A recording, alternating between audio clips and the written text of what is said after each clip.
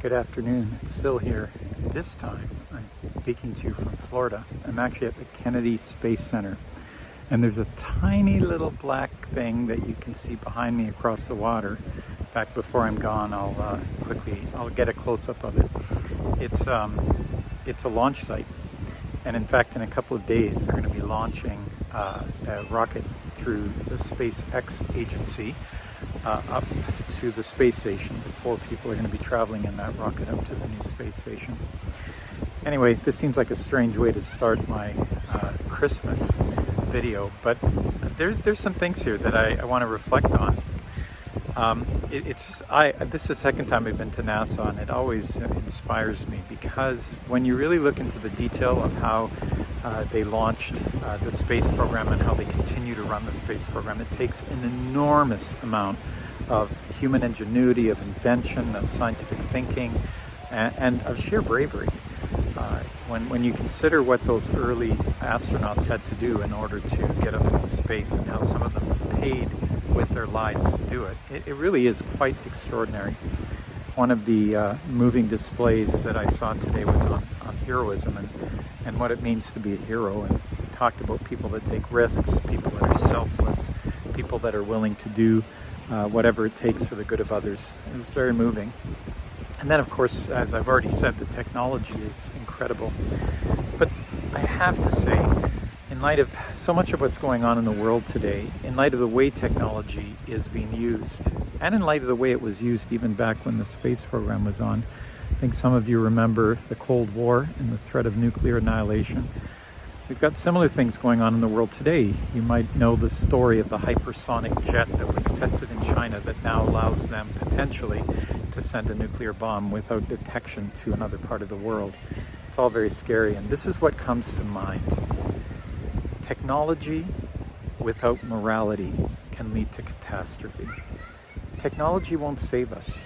Technology, as I said in my last video, could help us, but it won't save us. Because technology has to be married with morality. And without morality, technology can lead to catastrophe. And here's what I want to end with. Jesus is my hero. One of the questions that they asked in this video was, who's your hero? And I couldn't help thinking, of course, it's Jesus. Because he was the greatest man who ever lived. He was the wonderful counselor. He was the Prince of Peace. He was the Almighty God, but he was a man born of a virgin. And Jesus was the ultimate example of selflessness. He was the ultimate example of someone who laid down his life for the good of others, for the good of all. He's the ultimate example of a man willing to take courage to its ultimate outcome. And because of that, we can be courageous. And here's where we need to be courageous today. And I've been saying that this year, and I'm going to say it one more time. We need to be courageous and attaching morality to this age, to this technological age. Because I'm very concerned that our kids are being led into a lawless way of thinking, where they are the ultimate standard of right and wrong. And I've talked about the implication of that, and this grieves me to no end. We need to bring our kids to an awareness that within them is a person that needs to be redeemed, needs to be forgiven, needs to be saved, and only God can save them.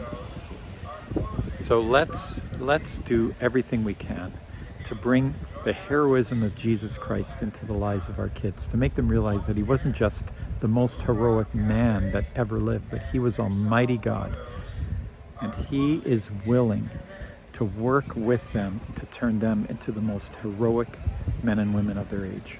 People willing to give their very lives for the good of others.